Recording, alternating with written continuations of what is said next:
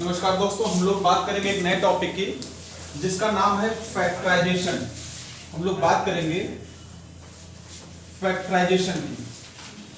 Factorisation जो word बना है वो बना है फैक्टर से। फैक्टर का मतलब हो गया कि कहीं पर भी दो लोग इस तरह से हैं या कोई भी दो टर्म्स इस तरह से हैं जिनके बीच में हमको कुछ कॉमन मिले, कुछ एचसीएफ मिले। और जो फैक्टराइजेशन आपको मिलेगा वो कहाँ मिलेगा? कोई भी दो टर्म्स दिए गए, जैसे यहाँ आपको मिल जाए 3x प्लस 9y। अब यहाँ आपको दो टर्म्स मिल तो गए हैं, लेकिन इनके बीच में फैक्टर कैसे हम लोग निकालेंगे? तो इनको हम लोग क्या करते हैं, पहले एक्सप्लेन कर लेते हैं और इनका जो कॉमन पार्ट होता है उसको हम लोग अलग कर लेते हैं। जैसे यहाँ 3x को अगर हम लोग बात करें तो 3x में हम लोग इसको और कुछ सिंप्लीफाई नहीं कर सकते, लेकिन यहाँ 9y दिया गया है, इसको हम लोग लिख सकते हैं 3 × 3 × y। और देखें यहाँ अगर तो दोनों टर्म्स में हमको क्या कॉमन मिल रहा है? यहाँ दोनों टर्म्स में हमको क्या कॉमन मिल रहा है? 3 कॉमन मिल रहा है। तो यहाँ से हम लोग 3 कॉमन ले लेंगे और यहाँ से आपको मिल जाएगा x प्लस 3y।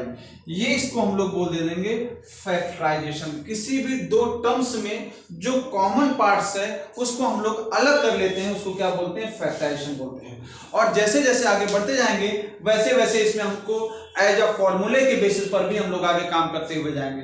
और अगर हम लोग बात करें कुछ और एग्जांपल्स की, कैसे हम लोग इसमें फैक्टराइजेशन करेंगे, कैसे इसको फैक्टर्स निकालेंगे, तो यहाँ जैसे आपको मिल जाए 5x² प्लस 25xy², इस तरह से आपको मिल जाए। अब देखें यहाँ तो इन दोनों टर्म्स में मोर देन 2 टर्म्स भी हो सकता है। देखें इसमें क्या कॉमन मिल सकता है। तो इसमें अगर कॉमन की बात करें तो यहाँ हम इसको लिख सकते हैं 5x × x मिल गया। नेक्स्ट वाले में हम लोग लिख सकते हैं 5 × 5 × x × y। इस तरह से हम लोग देख रहे हैं कि अलग एकदम ब्रेक कर दिया सबको। ब्रेक करने के बाद यहाँ जो आपको मिलेगा, यहाँ आपको मिल रहा है 5, एक कॉमन ये मिल गया, यहाँ आपको 5 मिल रहा है, यहाँ सेकंड जो आपको मिल रहा है यहाँ x मिल रहा है, यहाँ पर भी आपको क्या मिल रहा है? x मिल रहा है। और यहाँ देखिए y मिल रहा है, क्या यहाँ पर भी y मिल रहा है? नहीं। तो इसका मतलब जो कॉमन फैक्टर है वो कौन है? केवल 5x केवल कॉमन है। तो यहाँ से हम लोग 5 कॉमन ले लेंगे और x जिसको हम लोगों ने यहाँ बंद किया ब्रैकेट में सर्कल में, इसको बाहर ले लेंगे। यहाँ क्या मिलेगा? x। और यहाँ क्या मिलेगा आपके पास? 5y² पूरा का पूरा ये पार्ट आता है। तो जो यहाँ एचसीएफ लेंगे उसको हम लोग क्या करेंगे? कॉमन ले लेंगे। बेसिकली फैक्टराइजेशन का मतलब होता है कि उसको हम लोग क्या करते हैं, उसके फैक्टर को जब बाहर निकाल लेते हैं, जो कॉमन फैक्टर होता है, दो या दो से ज्यादा टर्म्स के बीच में जो कॉमन फैक्टर होता है, दो या दो से टर्म्स के बीच में जो कॉमन फैक्टर होता है उसको जब हम लोग बाहर निकाल लेते हैं तो उसको क्या बोलते हैं? फैक्टराइजेशन बोलते हैं। उस मेथड को, उस टेक्निक को हम लोग बोलते हैं फैक्टराइजेशन। ज्यादा भी हो सकता है।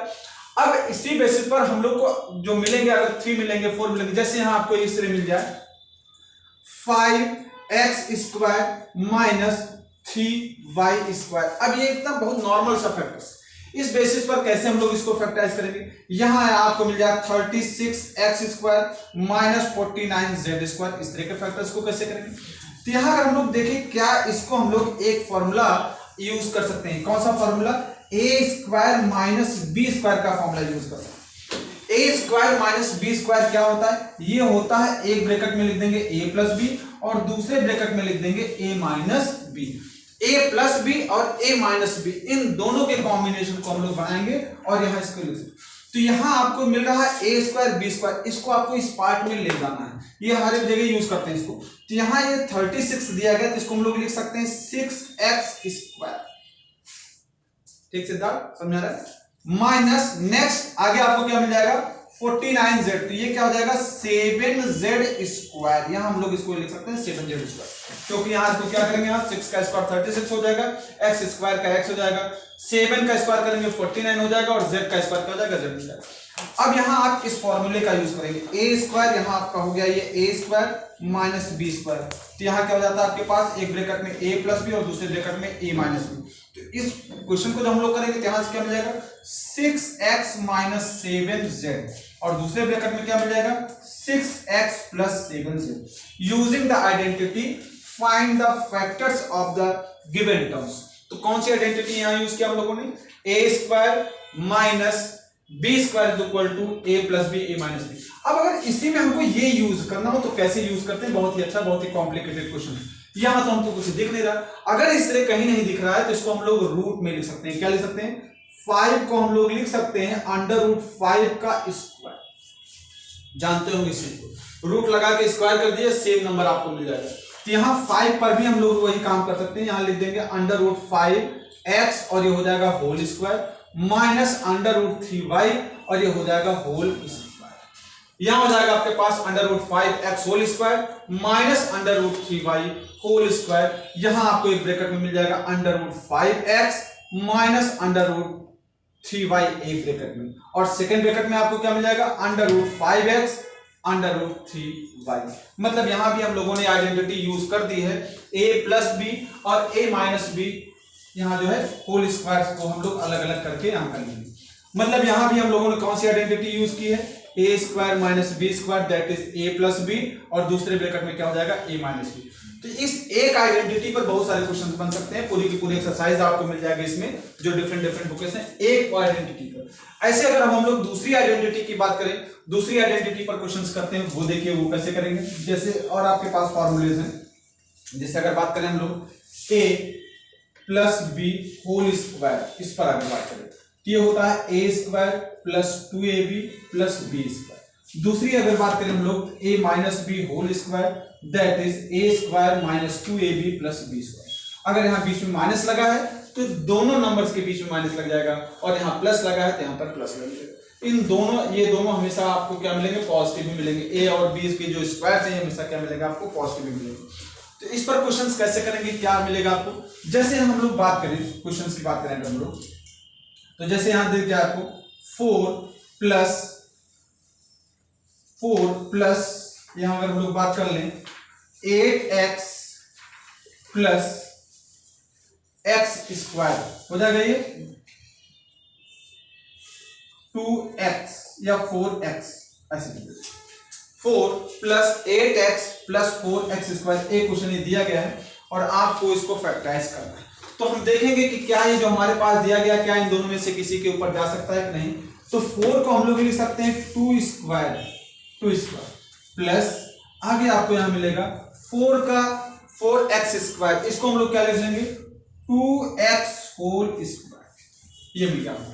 अब यहाँ बीच वाला जो पार्ट्स है हमको इस आइडेंटिटी पर काम करना है। ये हो गया आपका a स्क्वायर, ये हो गया आपको प्लस b स्क्वायर, बीच में क्या लिखना होता है प्लस 2ab। अगर यहाँ पर प्लस लगा है तो यहाँ पर भी क्या हो जाएगा प्लस, तो 2ab का मतलब 2 हो गया, और a की जगह क्या काम करेगा आपका, ये 2 काम करेगा, और b की जगह क्या काम करेगा 2x। क्या इन तीनों का मल्टीप्लाई 8x के इक्वल है, हाँ, तो 2 2 जा 4 2 जा 8। इसका मतलब हो जाएगा कि आपकी आइडेंटिटी यहाँ काम कर जाएगी। मतलब ये किस बेसिस पर काम कर रहा है, a plus B whole square की आइडेंटिटी पर। तो यहाँ लिख सकते हैं 2 प्लस 2x होल स्क्वायर, और यहाँ आपको मिल जाएगा, दो बार इसको ब्रैकेट में लिख देंगे 2 प्लस 2x एक ब्रैकेट में और 2 प्लस 2x अदर ब्रैकेट में। तो ये जो आपका क्वेश्चन आ रहा है वो किस पर डिपेंड है, a plus B whole square.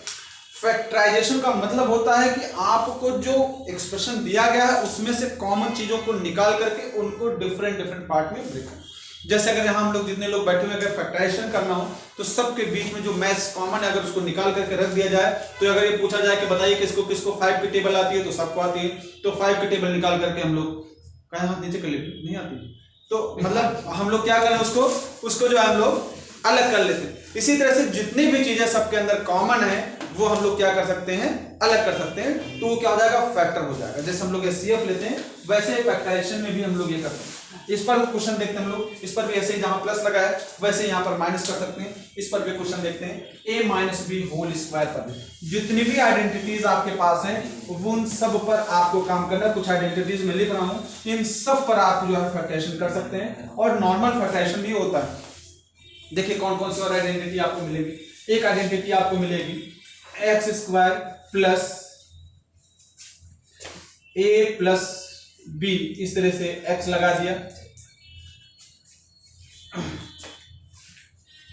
पहले क्यूब का लिख लीजिए, a cube plus B cube is equal to क्या होता है, ये होता है एक ब्रैकेट में a प्लस बी, दूसरे ब्रैकेट में होता है a square plus B square minus B. इस पर आपको क्वेश्चंस मिलेंगे। जैसे अगर आपको कहीं मिल जाए, किसी का क्यूब मिल जाए, जैसे 6 का क्यूब या 8 का क्यूब करके कर दे तो आप इस आइडेंटिटी पर काम कर सकते हैं। कैसे क्वेश्चंस मिलेंगे अभी हम लोग बात करेंगे। यहाँ मिल जाएगा a cube minus B cube, ये आइडेंटिटी हो जाती है आपके पास a माइनस बी एक ब्रैकेट में a square plus B square plus A, याद रखिएगा इन सब में ये कॉमन होता है। नेक्स्ट अगर बात करें हम लोग और आइडेंटिटी आपके पास a plus B plus C whole square that is a square plus B square plus C square plus 2ab plus 2bc plus 2ca। इसको याद रखिएगा, ये हर एक क्लास में यूज होगी, ये कोई पर्टिकुलर नहीं कि नहीं 9th में 10th में 8th में होगा, इस सब के लिए होगा।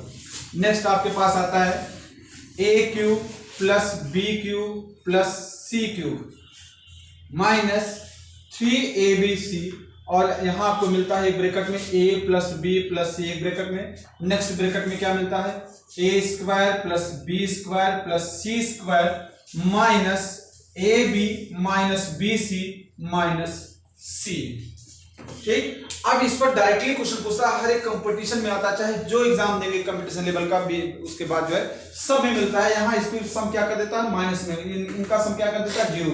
If a plus B plus C is equal to 0 then इनकी वैल्यू क्या होगी, यहाँ आपसे पूछ सकता है। यहाँ पर आप स्टार लगा के लिख सकते हैं if a plus B plus C is equal to 0 then यहां आपको मिल जाएगा a cube plus B cube plus C cube minus 3abc, और ये अगर 0 हो जाएगा तो पूरा का पूरा RHS क्या हो जाएगा 0 हो जाएगा। इसकी वैल्यू क्या मिल जाएगा 0, मतलब आपको मिल जाएगा a cube plus B cube plus C cube is equal to 3abc।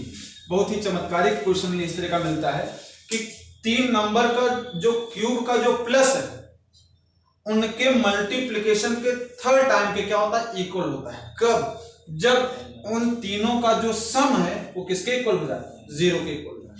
If a plus B plus C is equal to 0 then a cube plus B cube plus C cube is equal to 3bc। इस पर बहुत सारे questions बनते हैं, इस पर बहुत सारे क्वेश्चंस हम लोग करेंगे, इसको आप लोग लिख लीजिए नोट कर लीजिए, बहुत ही अच्छी चीज मिली है।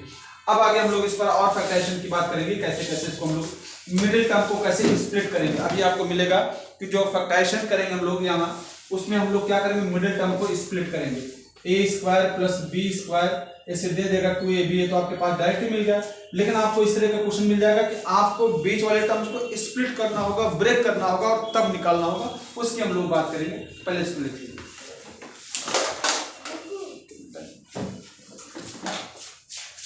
ठीक,